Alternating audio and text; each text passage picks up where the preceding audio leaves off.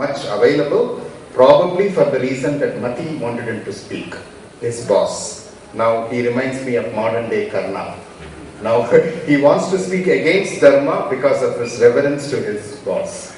Now let us see why I will not treat with the presence of RNFL thinning and normal fields and optic discs. Now for pathologic diagnosis of disease, we need to have a very clear-cut examination, come to a pre-test probability estimation, and then do the diagnostic test to come to what is known as the post-test confirmation of disease. Now, even if the likelihood of abnormality is very high, if the pre-test odds based on clinical examination is very low, like in the particular case, you have an ocular hypertension with hardly any evidence of disease, so that pre-test odds of a disease approaches zero, the post-test odds of the disease from the simple equation, friends, you know well, is close to zero. Now you have a field like this. Would you treat him for glaucoma? It's tubular field. Now his pressure is 30 millimeter of mercury. Probably you would. Corneal thickness 600 microns. Yes, probably it is still glaucoma.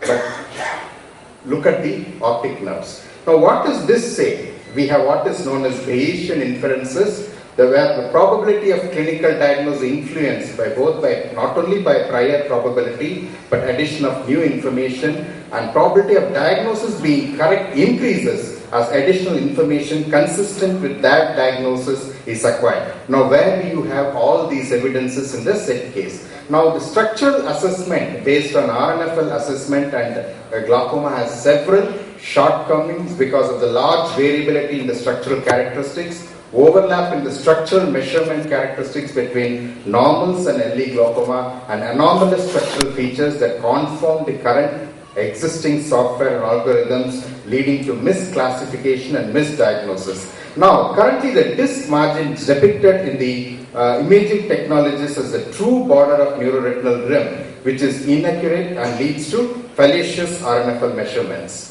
There is definitely a discrepancy in clinically detectable disc margins, which is shown in the green here, and it does not correspond to the actual termination of the Bruch's membrane, which corresponds to the limit, the inner limit of the outer limit of the neuroretinal rim.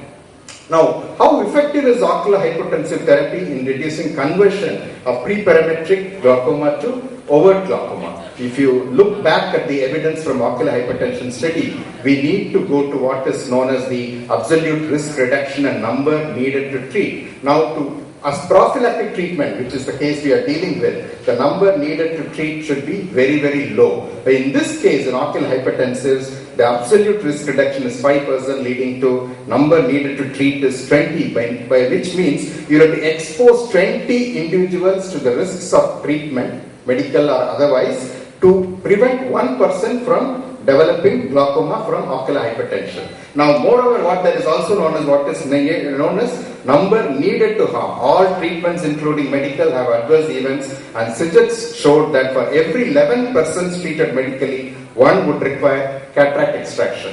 Now, what are the considerations in deciding justification to treat? It would definitely depend on rate of change of disease in the absence of treatment. In this case, this is cross-sectional. We don't have any evidence on rate of change of treatment. Now, to summarize the role of imaging in glaucoma practice, the information obtained from imaging devices is useful in clinical practice when only analyzed in conjunction with other relevant parameters that define glaucoma diagnosis and progression. So the case in point is at risk of glaucoma and requires close observation rather than ocular hypotensive therapy. Thank you.